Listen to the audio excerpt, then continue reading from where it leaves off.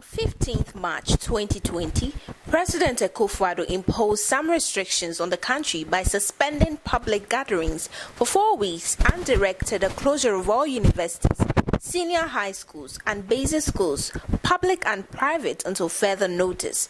These measures were part of the government's efforts to limit the spread of COVID-19.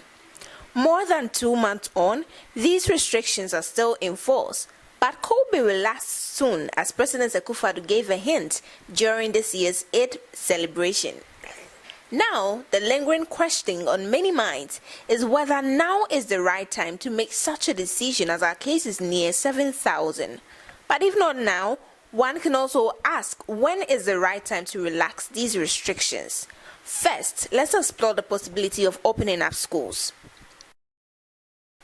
School children are the first stakeholders in this discussion, and are they willing to go back to school if restrictions are eased? If government says that Monday is 1st June, all schools are to reopen, you have to go back to school, will you go or won't you go? I'll not go. Hey, why? Because of the sickness. Maybe if I go out, I can bring sickness to the house. I'm expecting him to let students go to school. Like, when we don't go to school, we always roam.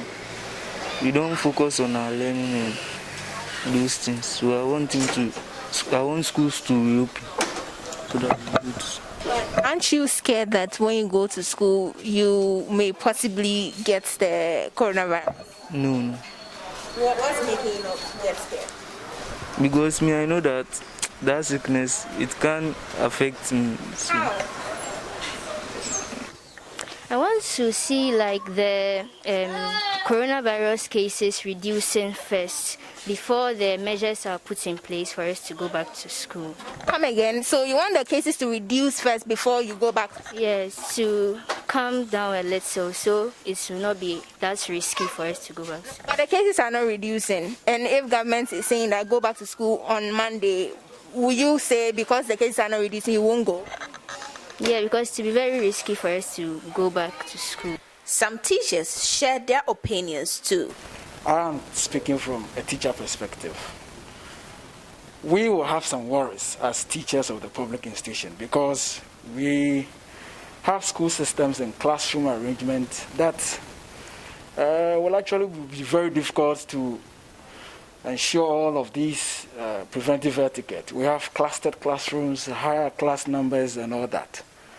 So like my brother said, all of us are worried about the situation, and we are just hoping that government would put measures, stringent ones as such, in place.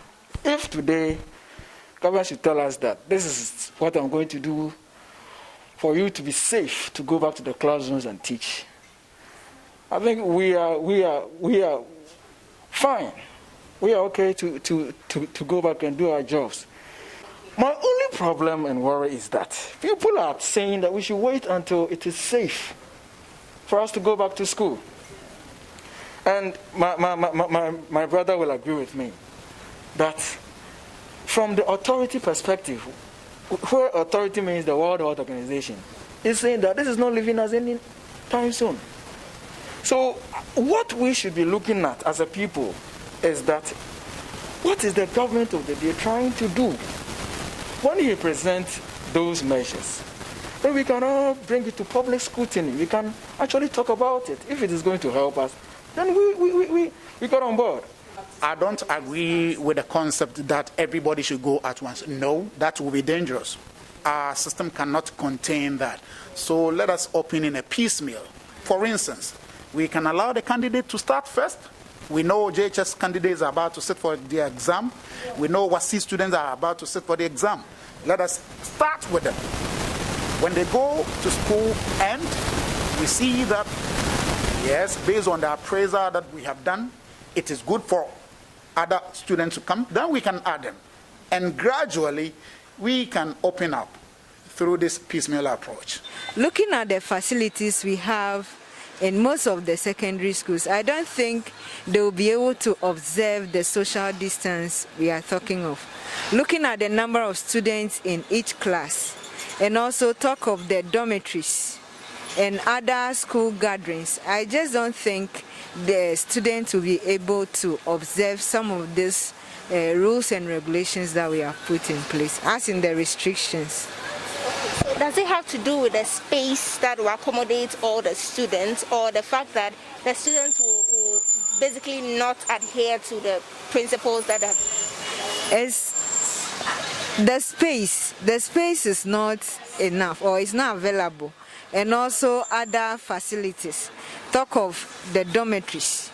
We don't have enough dormitories. And knowing that now we even have the double track, like we are dealing with the double tracking system.